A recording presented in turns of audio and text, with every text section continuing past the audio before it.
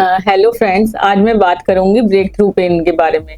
ये term usually use होती है क्रॉनिक पेन कंडीशंस में और कैंसर पेन में। ब्रेक थ्रू पेन क्या है? ब्रेक थ्रू पेन है कि इसका मतलब है कि सडन, अचानक, बहुत कम देर के लिए बहुत सीवियर पेन आपको हो जाना, जबकि आप रेगुलर मेडिसिन ले रहे हैं, रेगुलर पेन मेडिसिन खा रहे हैं, उसके बावजूद आपको बीच बीच में बहुत तेज शॉर्ट ड्यूरेशन के लिए पेन सीवियर हो जाता है। तो इसके लिए ये कुछ मिनट से कुछ घंटे तक लास्ट करता है। पेशेंट अगर पेन के लिए रेगुलर मेडिसिन खा रहा है, उसको खाने के बावजूद भी ये pain, break through pain patient complain करता है। पेन काफी सीवियर हो सकता है, पर इसका जो साइट है, इसकी जो जगह है जहाँ पर ये होता है, और इसका जो करेक्टर है वो सेम ओरिजिनल पेन जहाँ पे हमेशा बेसलाइन पेन होता है उसका ही होता है, कोई नया पेन नहीं होता है। और ये या तो किसी एक्टिविटी से रिलेटेड हो सकता है, जैसे हम खाना खा रहे हैं, कोई एक्टिव चल रहे हैं, हमें कफिंग है, स्नीजिंग है, कोई स्ट्रेस है, या फिर ये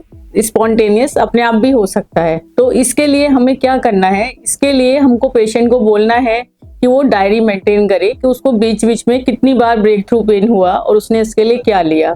अकॉर्डिंगली पेशेंट की जो रेगुलर मेडिसिन है उसका हम डोज इंक्रीज कर देते हैं, उसका ड्यूरेशन कम कर देते हैं। एंड सेकेंडली हम पेशेंट को बोलते हैं कि अगर उसको कोई ऐसी एक्टिविटी करनी है जिसके बारे में उसको पहले से पता है, कोई उसको लंबी वॉक करनी है, कुछ प्रोसीजर करना है, कोई काम करना है, तो उससे पहले, काम करने से पहले भी वो मेडिसिन ले सकता है। इसके लिए हम शॉर्ट एक्टिंग, जिनकी ड्यूरेशन शॉर्ट है, छोटी है, वो दवाइयाँ देते हैं, जैसे मॉर्फिन,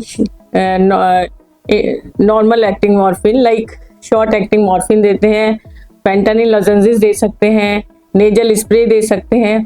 वो पेशेंट किसी भी एक्टिविटी से पहले वो ले सकता है, और ये कई बार स्पॉन्टेनियस भी हो जाते हैं। ब्रेक थ्रू पेन होने का मतलब ये नहीं है कि पेशेंट की कंडीशन, जो उसकी प्राइमरी डिजीज है, वो वर्स हो रही है या उसकी कंडीशन खराब हो रही है।